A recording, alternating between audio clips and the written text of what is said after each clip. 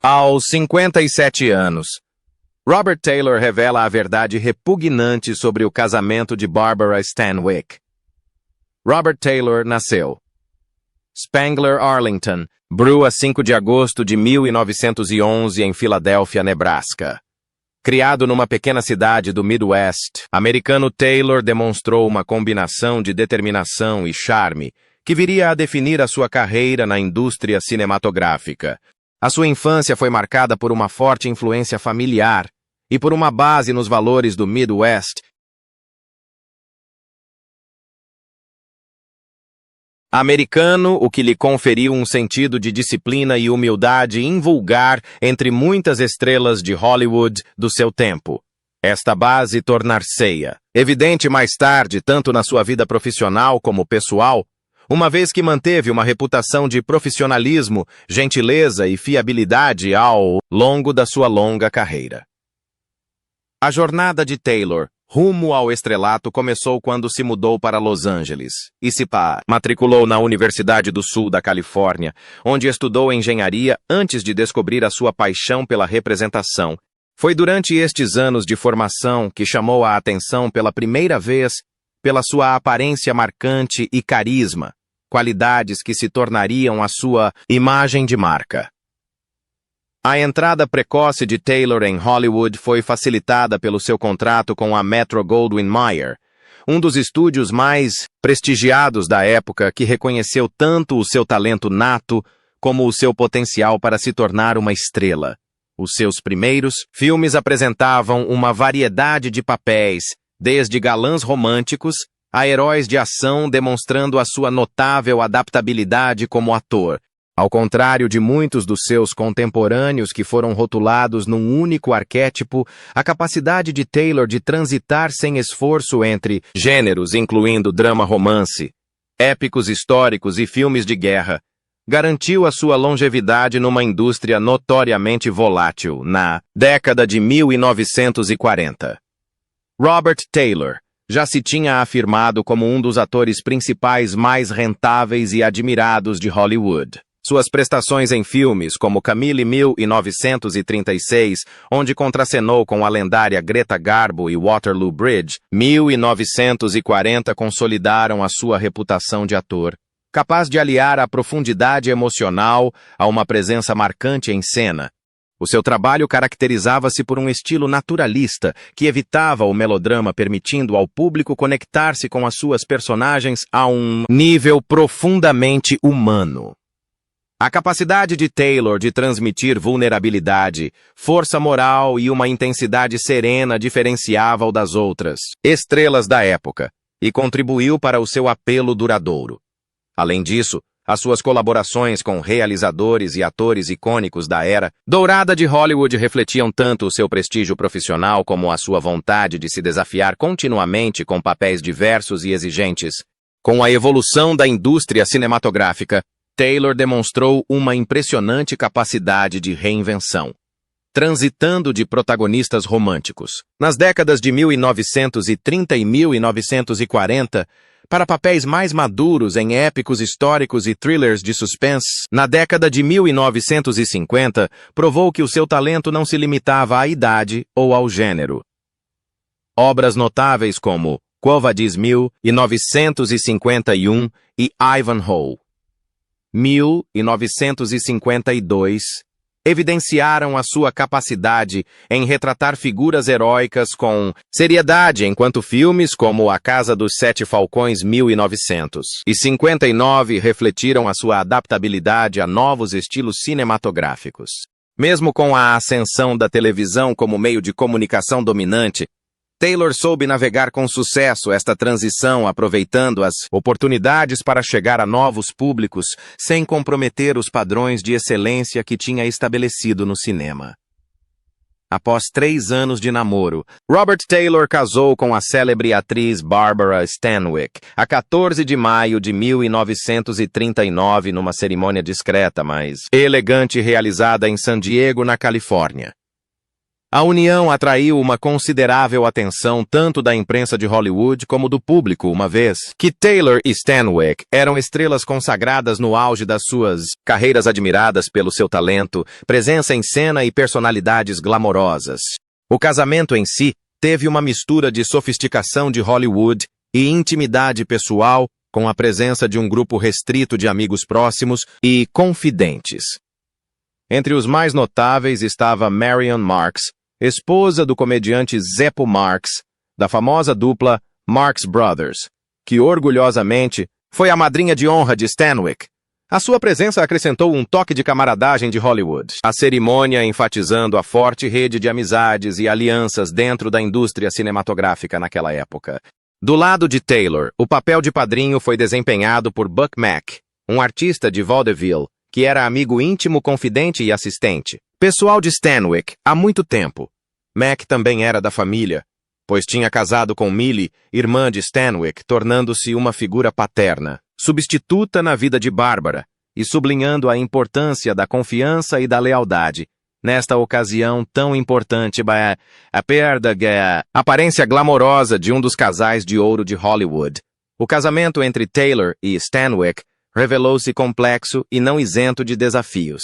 A sua união durou quase 12 anos, período durante o qual tentaram conciliar as suas exigentes carreiras com as suas vidas pessoais. Viver sob o constante escrutínio dos colunistas sociais de Hollywood colocava frequentemente a relação em risco. Ainda assim, partilhavam a casa com Anthony Tony Dion, filho adotivo de Stanwyck, fruto do seu anterior casamento com o ator Frank Fay. Tony fez parte da vida deles durante o casamento, e Taylor abraçou o seu papel de padrasto, oferecendo orientação e apoio no meio de uma casa, dominada pelas agendas de filmagens e pelas expectativas do público. No entanto, a relação do casal acabou por se deteriorar, e após anos de tensão e separação, Stanwyck apresentou o pedido de divórcio em fevereiro de 1951, pondo fim a um dos casamentos mais falados de Hollywood daquela época. Após o divórcio, Stanwyck ficou com a custódia de Tony, fortalecendo ainda mais a sua profunda ligação materna com o filho adotivo. Pouco tempo depois do divórcio, Taylor voltou a encontrar o amor. Em 1952, conheceu a deslumbrante atriz alemã Ursula Theis, que tinha ido para os Estados Unidos depois de se ter consagrado no cinema europeu.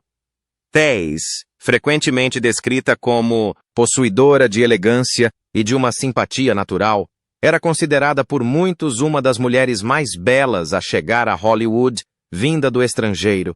Taylor e Theis partilharam uma ligação imediata, unidos pela química pessoal e pela compreensão mútua das pressões de uma vida sob os holofotes. Após 2 anos de namoro, casaram-se a 23 de maio de 1954 nos pitorescos arredores de Jackson Hole, no Wyoming, um local que refletia o amor de Taylor pela natureza e a preferência do casal por uma celebração longe dos holofotes de Hollywood.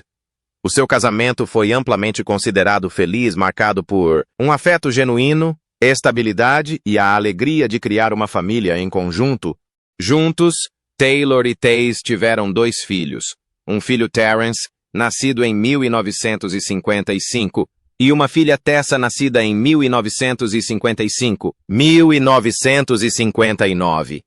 Taylor deliciava-se com a paternidade, falando frequentemente da felicidade que os seus filhos lhe traziam e valorizando os momentos mais tranquilos longe dos sets de filmagem, onde podia desfrutar da vida como um marido e pai dedicado, para além dos seus próprios filhos. Taylor também assumiu o papel de padrasto dos 2 filhos de Ursula do seu casamento anterior, Manuela e Michael Theis. Ao que tudo indica, Taylor abraçou esta responsabilidade com seriedade, procurando proporcionar estabilidade e orientação à família enquanto se adaptavam à nova vida nos Estados Unidos. A família recomposta, embora não isenta de dificuldades, criou um lar que refletia o profundo compromisso de Taylor com aqueles que amava. Contudo, uma tragédia atingiu a família de forma devastadora. A 26 de maio de 1969, apenas algumas semanas antes de Taylor perder a batalha contra o cancro do pulmão, Ursula encontrou o corpo sem vida do seu filho Michael Tace, num quarto de motel na zona oeste de Los Angeles. Michael, que lutou contra os seus demônios pessoais durante grande parte da sua vida, morreu de overdose, interrompendo uma vida marcada pela turbulência e instabilidade. Dor foi agravada pela descoberta de que Michael tinha tido recentemente alta de um hospital psiquiátrico, onde tentara recuperar dos seus problemas. As dificuldades de Michael eram antigas. Já em 1964, tinha sido enviado para um reformatório após um incidente profundamente perturbador em que tentou envenenar o pai com inseticida. Estas lutas pintaram o retrato de um jovem preso em ciclos de dor e instabilidade. O que trouxe tristeza não só à mãe, mas também a Taylor, que tentara ser uma presença orientadora na vida do enteado. A tragédia da morte de Michael, tão próxima da morte do próprio Taylor, acrescentou uma camada extra de tristeza ao capítulo final da vida de Robert Taylor. Aos 57 anos. Robert Taylor, já um veterano de Hollywood de cabelo grisalho, mas ainda assim incrivelmente bonito, chocou muitos admiradores ao optar por falar abertamente sobre o seu turbulento e complicado casamento com Barbara Stanwyck. Durante anos, os dois foram um dos casais mais glamourosos de Hollywood. As suas fotografias estampavam as páginas das revistas de cinema e dos jornais, criando a ilusão de um romance de conto de fadas. Mas ao olhar para trás, Taylor não encontrava eco na nostalgia. Em vez disso, pintava o retrato de uma união.